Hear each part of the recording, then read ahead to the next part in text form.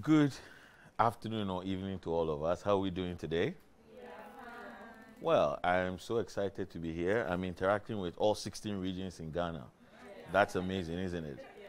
I must say that since the other 6 regions have been added, it's been very hard to get it in my mind. So I'm going to use this as an avenue to figure it out. So if you could just tell me your name and your region very quickly. Yes. Hi, this is Sung Suma from the Upper West region. Thank you. Hello, this is Wuni from the Northeast region. Thank you. My name is Kwatsima, Bono region. Thank you very much. Balila from the Oti region. Nice. OT is one of them. I am Sewa from the Western region. Thank you. From the Eastern region, I'm a free. Thank you. I'm Ahima from the Bono East region. Bunu East, yes. The My other name one. is Benewa. I'm from Western North region. Thank you. Naile, Greater Accra Regional Representative. Thank you. I am Nura from the Northern region. Nice to meet you. I'm Winima from the Ahafo region. Okay. Chumwa from the Central region. Salom from the Volta region. Okay. Ebo from the Ashanti region. Okay. I'm Titiaka from Savannah region. I'm Rejoice Mba Adwanigi from the Upper East region. Thank you all so much for this introduction. My name is Seth Mausi Asafo. But for the purpose of this, I'm going to add Kweku. Yes. Because I'm a Wednesday born. So that would, I'm putting all my traditional cards on the table. Very well. So it's nice to interact with all of you. I'm a psychologist by profession, and it's become necessary for us to have this interaction. What you're going through can be very stressful and very fun as well. And it's important that we all build some level of resilience or develop coping strategies to deal with whatever the outcome of this particular, I'm not going to say context, fun activity would become. It's fun, isn't it? Okay. So before we start, I'm going to ask us all to do a little activity. Just give me a piece of paper and write the expectation you have or you had when you signed up for this. The expectation, one word. My expectation coming here was to meet all of you is being met. But you all have expectations, and I want everyone... Oh no, for GMB, yeah. For GMB. I know we all have huge expectations. I want to show us something about expectations, okay? Expectations, everybody has expectations, and expectations can be positive. They can have both positive and negative effects, and it's important for us to bring it into the light.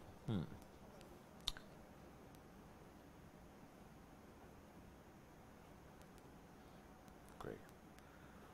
Yes, and it'd be nice that if you want to say something, just use the microphone so we're audible for everyone else. We know a lot of people are looking and wanting to hear our voices, so please, let's get it all out there.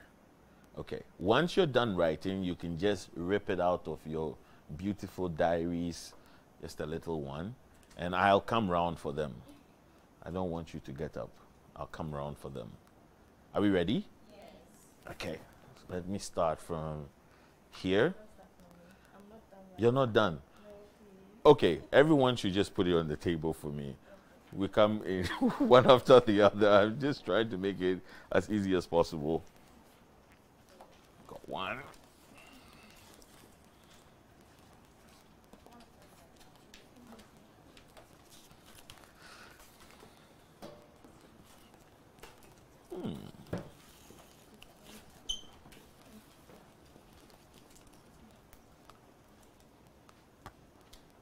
Do I have everything here? The ballot has been cast. Okay. Thank you very much. Thank you. I'll pick it up. Thank you. All right. Here we go. So I will share what we all have here, but nobody knows who said what or whose expectation is. But I am hazarding a guess that most of our expectations will be similar across board. So one, I'm expecting to be transformed positively. Thank you. Let me mix it up so that. So I'm expecting to be transformed positively. That's good. Thank you. Yes. Transformative and to nurture my hidden potential. To learn new things. My expectation was to be selected to represent my region, just to use the platform to embark on a project which is caring for the needy. Nice. To be transformed, learn and unlearn. To learn and unlearn from all. I knew it wasn't going to be easy, so I built up for it. I expected it to be fun, but quite stressful. I knew I would have to compromise. So you're here to also compromise. Okay, and then we have to improve on my public speaking and build my confidence. There's more coming. We all know what we wrote, didn't we? Creating positive impact. To learn new things. To meet new ladies and learn. Okay. So it's almost like it's a learning opportunity for all of us.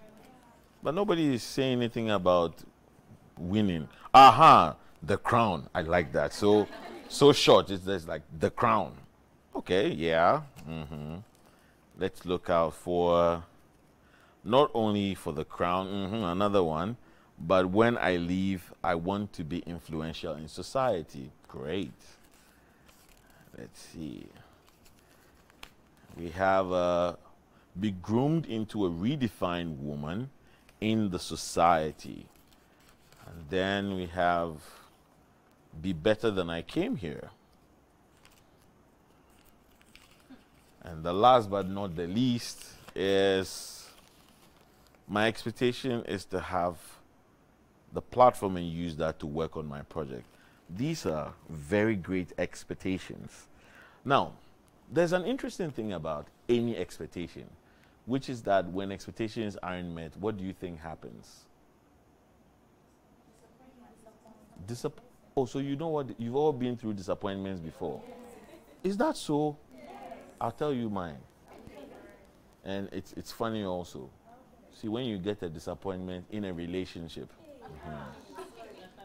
Oh, no. Let me explain. You see that it was a blessing. So first time it was painful. I couldn't eat. I couldn't sleep. The second time it was painful, but I was eating well. You see, the third one I was sleeping and eating.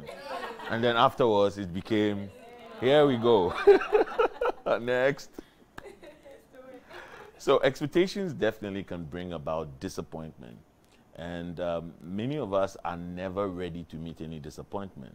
In fact, we don't like change. That's human nature. Change is something that registers on the brain as danger in many instances. And you can even have these instances from even positive change, like getting a new job, becoming a mother, signing up for this. It's certainly a change in your life and your daily routines. And of course, it's not been easy trying to, reconcile everything. But in the expectations also, I've seen a number of things that I'm very pleased about, which is to leave here redefined, to leave here better than I came. And of course, there's the crown. But how many crowns do we have?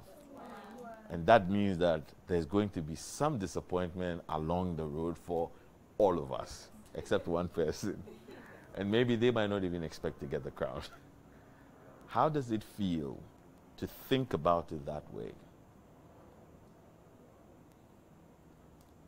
Yes.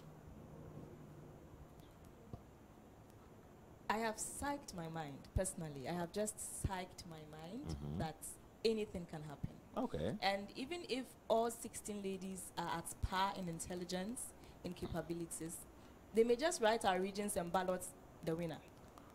Okay. So what happens to the rest of the 15? That doesn't mean I'm not good enough. So I am here to explore every opportunity at all I can lay my hands on. So at the end, if I don't get the crown, I still live here with my head high, with my chest out, and know that I am a queen.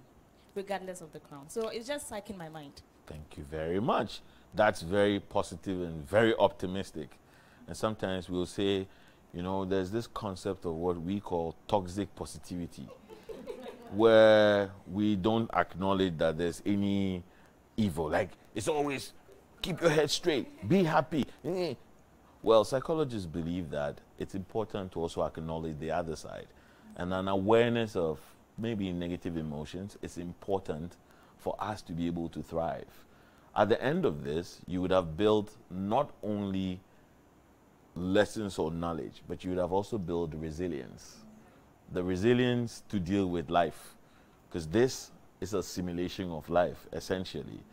Now, she answered. Anyone else wants to say something about how they would feel, or how what I have just narrated make them feel?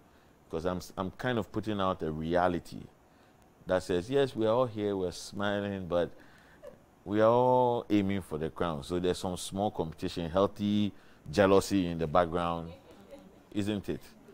Now, people think that jealousy is a bad thing. Is it? Is it? Yes. What is jealousy? What is jealousy? We say jealousy is an emotion, but how do you understand jealousy? I'm hearing all of you say extreme, bad, but what really is jealousy? Yes, of course. Hi. Yes. So I actually think there's a difference between jealousy and envy. Good. Because you can see something about someone, you admire the person a lot, so you're like, oh, I would want to have that. You admire, but then you praise the person for whatever the person has, whatever qualities the person possesses. Then you think about what to do, or you can ask the person for help to change yourself to be like the person. So there's no negative energy going to the person. But then there's envy, where you see something someone has, you want to have it, and because the person has it and you don't, you are angry, you start acting a certain way towards the person, or you start wishing evil for that person, and that is envy. I think you said it all. So, yes, yes, of course, a round of applause. So basically, jealousy is not a bad thing. In fact, jealousy is a mixture of different emotions. One of them is love, the other is hate, and the other one is fear. That's what jealousy is. It's made up of 3 emotions. So it's not entirely a bad thing. And the jealousy that we feel can also be an opportunity for us to learn. Like she said very aptly, you feel something is great about somebody. You admire the person and you say, well, I would like to do it. But you're not envying them to the point where you want to pull them down in order to. So there's some healthy competition in all of this, okay? Talking about emotions, the emotion of fear and uncertainty seems to be very normal in situations like this. Who is not afraid? Oh, we're all afraid. Who is not afraid? You're not afraid. Nice. Okay. Well, this is the first I'm hearing. But tell me more about that.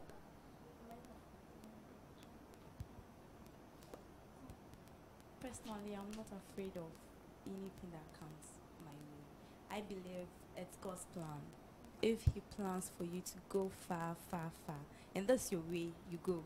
But if that's not your way, He will direct you to another path that you need to follow. So there is nothing to be afraid of. Thank you. So all I hear you say is that you're trying to control what you can, and what you cannot control, you're just leaving it. And I think that's one of the most significant attributes of building resilience and thriving, is to say that there are things we can't control and there are things we cannot control. For example, we can control the way we react to other people's actions towards us, but we cannot control how they should react towards us when we act. It's like me expecting that everybody will be happy when they see me. And so when one person isn't smiling, then I feel like there's something wrong with me. That is a serious expectation. And of course, it just will make me feel unsettled in many instances. So controlling what you can and what you cannot control, just let it be, or we say live to fight another day. There's another thing you said about God, and we call that religious coping. Now, it's always great to have another person, another power that you ascribe your life to. So when everything doesn't work, there's something that you can believe in, at least, which is great for all of us. In my line of work, I noticed that for people that are able to cope because they have another power or being, they have this, it's like a stopgap. When all measures fail, that one consistently works for them. So maybe we are all looking at it, and I'm drawing your attentions to look at the different coping strategies that you have. Now tell me, what are your hobbies? What are your hobbies? One of my hobbies is eating fufu. Okay. So what are your hobbies? Maybe we go this way and then we can come. Yes. I love to play volleyball. Oh, volleyball. Okay. For me, I like to volunteer. Yes. Volunteer. Okay. I love to listen to music. Music. Okay. And do you dance? Sometimes. Okay. I love to read and eat. Read and eat. Okay. So we're buddies here on the eating front. Honestly, most of my times, my hobbies, I do sleep because I feel I have to relax my mind. Sleeping as a hobby. Okay. Yeah. I love to crochet, but since I can't do that in the house, I read. Okay. So where do you normally crochet? At home. At home. Yes, it's a business actually. Oh, okay, great. Okay, for me, I love to listen to gospel music and then sing. Okay. Music and singing. I also sing a couple of times, so I think that works for me. Singing, okay. I love to write poems and also recite them. You give us a poem, don't worry. Okay, so I'm a lover of music and movies. Okay, music and movies. Braiding is my hobby. Braiding. Yeah. Wow. And I love writing songs mostly. It's my Writing talent. songs. Yes. You also sing for us. I do movies, singing, and listening to music. Good. It sounds so similar. Reading, music, and movies. Okay. Okay, so poetry is mainly my thing, but aside that, I really love music. So anything to do with arts is my thing. Yes. I love to write raps as well. Rap. You give us a freestyle. Okay. Well, I mean, it's good that at least we all have something that we find fun. The reason fun is necessary in life is that it gives us an opportunity to take a break. It's one of the things you do where you shouldn't be, you're not serious about, because we all take life very seriously. In everything you're doing, you're so serious. But when you're doing the things that are fun to you, you can't be serious around it. Does that make sense? Because being serious takes the fun away. It makes it work. So you can even work and still have fun once you take the seriousness out of that whole dimension.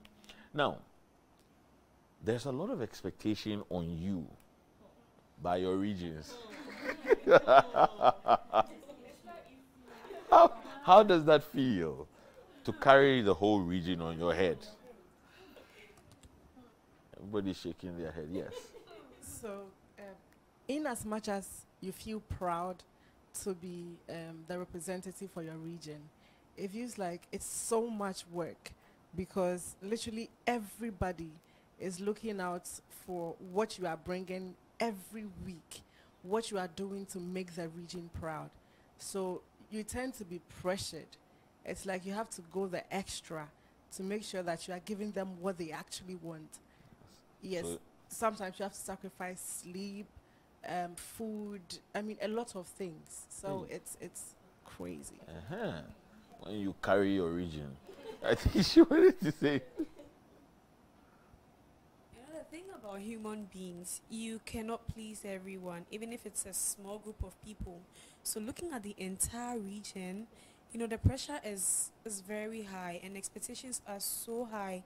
So, well, with me, I just try to give them the best I can.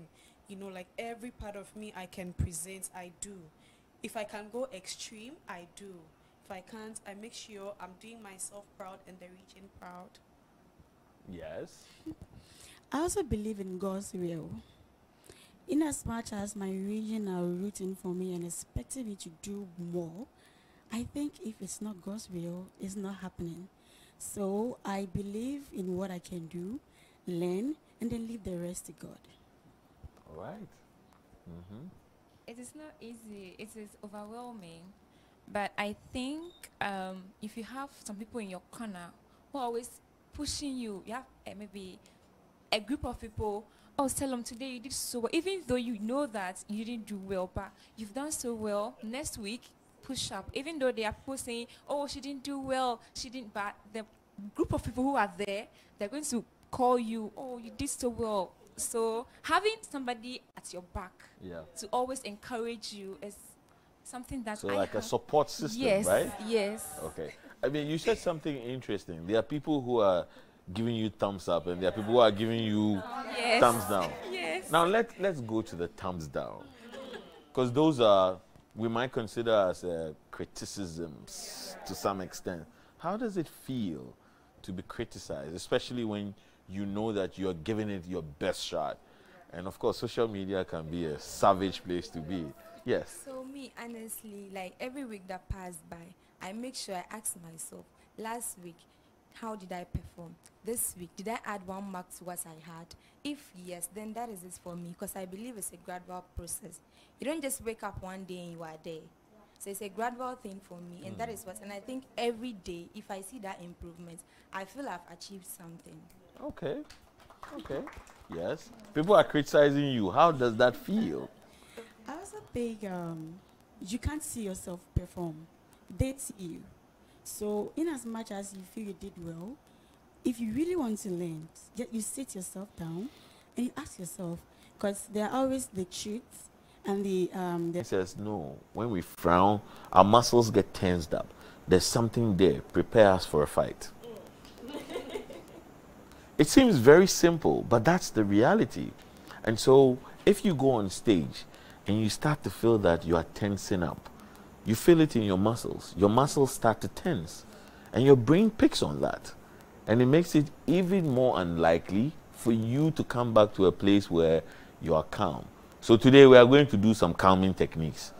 I'll teach you some things that you can do to calm yourselves down, okay? One of the easiest ways to calm yourself down is breathing. Simple breathing. I know they always say, oh, breathe in, breathe out, breathe in, breathe out. And we're like, what is this? I'll explain how that is. Who has ever been afraid, or who's ever panicked significantly before? You'll notice that when you panic so much, you tend to breathe much quicker. So your breathing increases. So that phenomenon is you're breathing much faster to burn more energy. Because supposedly you need energy to face whatever challenge you're in. And like I explained, the brain is saying that you're in some form of danger, okay?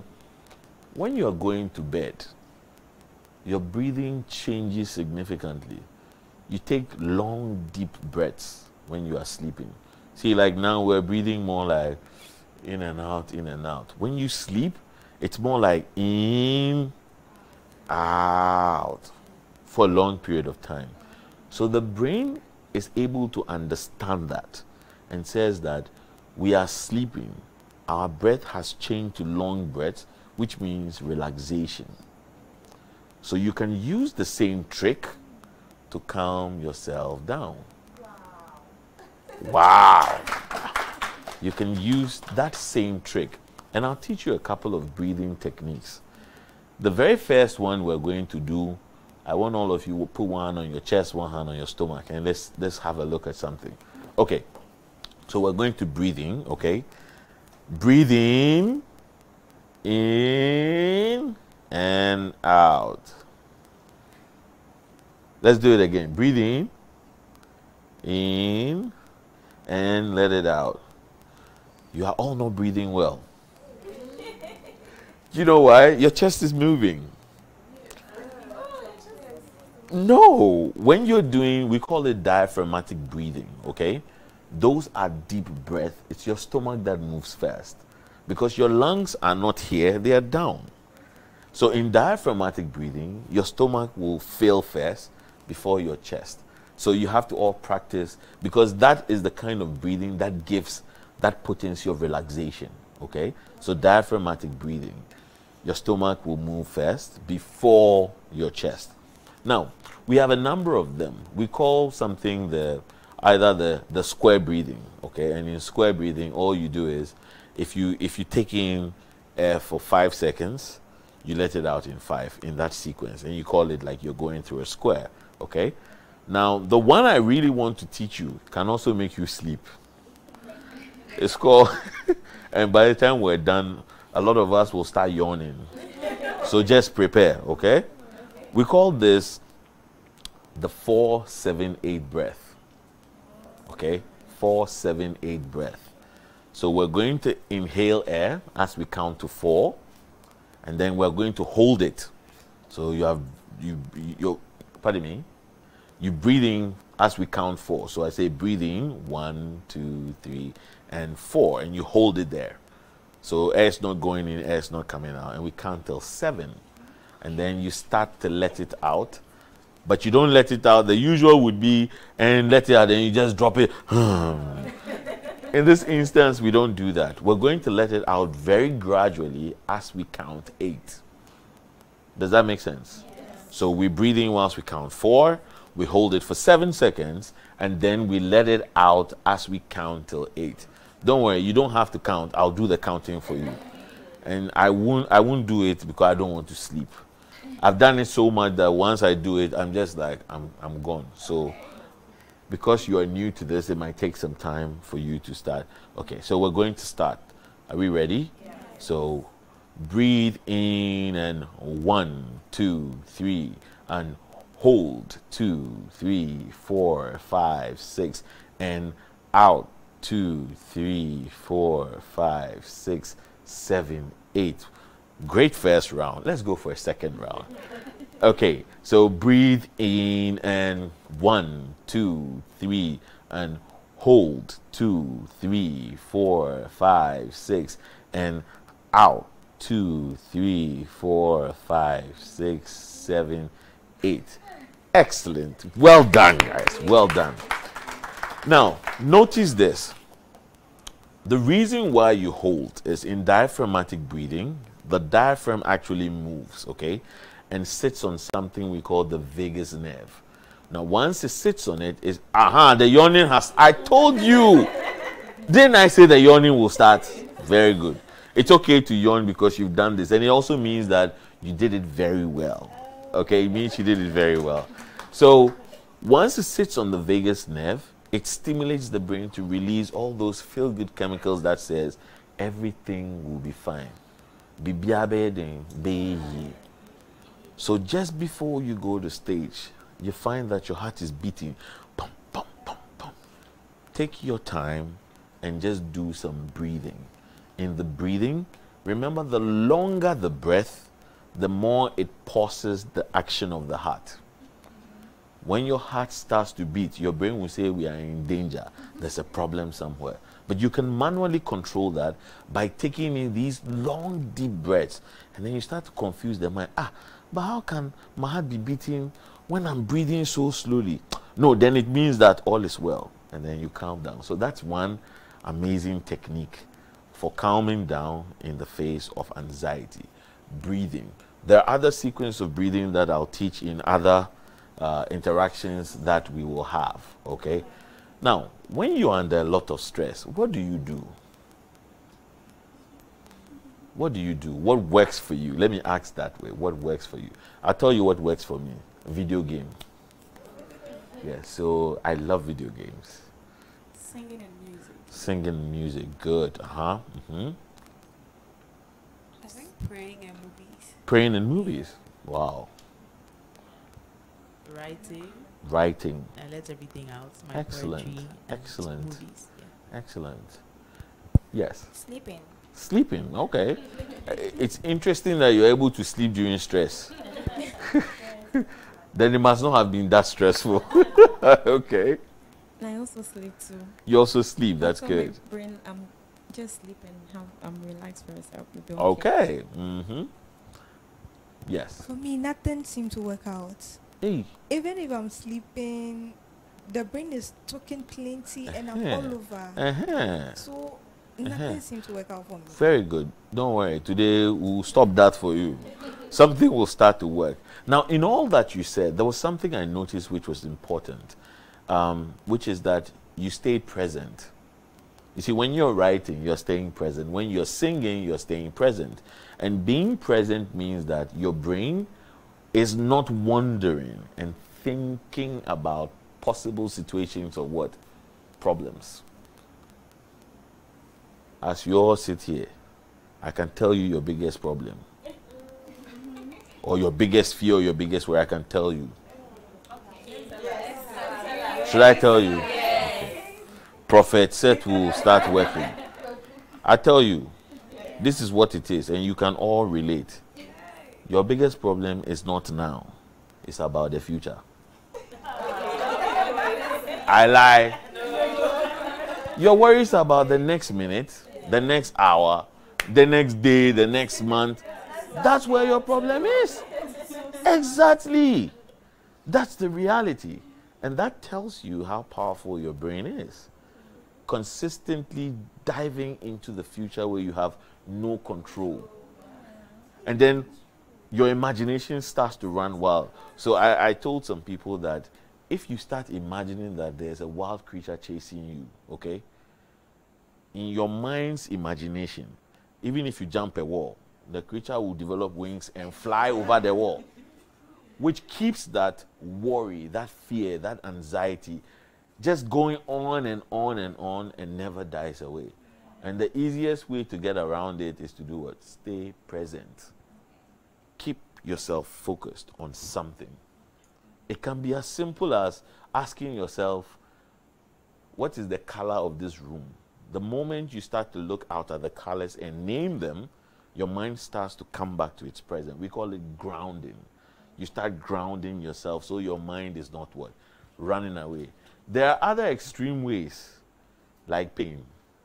If you pinch yourself, how does it feel when you pinch yourself?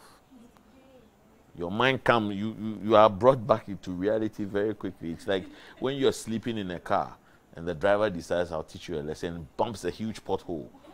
You notice that you don't just wake up, but you wake up very alert. Yes. Okay. That's essentially how these things work, okay? So you can be mindful, and there's so many mindful activities that we'll also do as we go on. But remember that whenever you think about the future, you are taking the resources that you have in the present and you are comparing them to the future, and it never works because you have no idea the opportunities that tomorrow brings. So just before your mind goes into the future and tells you how terrible things will be, tell your mind, my guy, chill. Today is all I have. I want to get through today. I want to deal with today. And when tomorrow comes, I do what? I deal with it. So today, we have learned a little about mindfulness. We've learned a little about breathing. And we've learned a little about how our mind can sometimes trigger responses even though they are not real. And let this be your companion as we go into this battle. In the same light, it's important for you to recognize that you are not defined by what the outcome of this is. It's not a definition. In fact, it is a plus. Because what it says is that you are not where you started from. You might not be where you aim to be, but you've definitely gained. And the analogy I create is sometimes we tell ourselves a lie, where you say, I want to be able to save 100 cedis, and then you end up saving, say, 50. And then you beat yourself down. I couldn't save 100, I failed. So the 50 is no money. The 50 is no money. Eh? So you realize that if you look at the bigger picture, you realize that you're gaining. I want you today to start acknowledging all the simple things. Reward yourself for all the simple things that you do, all the steps that you have taken, all the steps that you take as you go on this journey. I want you to reward yourself for it. I want you to tell yourself that I have been empowered, I am being redefined, and whether I win the crown or not, I leave here a different person. And that's all we need with this positive era. All the same, acknowledge also the negative. Bring it into awareness, but don't dwell on it. Don't get into a space where when you have any of these emotions, you're like, no space for negativity. That can become toxic positivity. And that could be a form of denial. Denial is one of those things where, you know, they tell you something and you say, tofiakwa. Whether it's tofiakwa or fiatokwa. The issue is there. It is happening. And it's good that you acknowledge it. Bring it into awareness and say, I'm going through something. I'm going through some fear. I'm going through some worry. There's something that's disgusting me. But do not what? Dwell on it. It's been really nice interacting with all of you. Oh, I'll miss you. Of course, so if you have any questions, sure, go ahead. Mr. Seth. Yes. Sunday is eviction. Yep. Let me sit well and talk. Very good. And then after the eviction, we don't know who is going home at this moment. Yeah. After Sunday, if anyone happens to go home, you've now gone out. You have your phone with you. You have people calling you. You switch on your phone, then bunch of messages. You did this, you did that. You go on social media. You go on TV3 page. They posted you. People are bashing you here and there, trolling you. As a psychologist, please, what advice would you give to us? Awesome question. Very good question. Very practical question. So remember I said something that we control what we can. There is no way on earth that we can control what people would throw at us. But there's one thing we have control over. Whether we choose to resonate or relate to what they are saying or not. I would say that if you think that you don't have the heart to go through it, don't go through it just yet. After all, you would have been going through a huge transition of being evicted in the first place. Give yourself some time. It happens with any kind of loss. Even I call this positive loss when people are getting married. Do you know why it's a positive loss? Because your independence is taken away from you. And that is a positive loss. Because you can no longer operate as a singular unit, but you have to. Now, lots of people grieve this process. Allow yourself the time to say, I've been through something significant. I'm no longer part of this program, which is a change. But it does not define you. It doesn't make you a failure. Be careful about the labels. Sometimes we put labels on ourselves. And a label is any word that you tell yourself so consistently. I'm so stupid. I'm so foolish. The more you say these things, you only start to see yourself or the person you put the label on in terms of that label. We have friends we call conceited or too known. Look, even if they greet you and they say, hello, good morning. This is how you hear, good morning. Because of the label.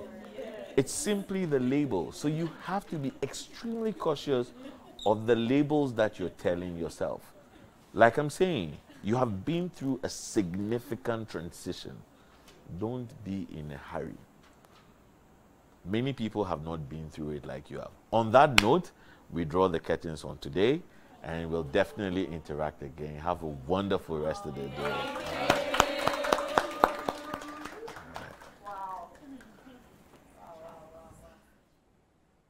Are we off now? Oh, you can still ask questions.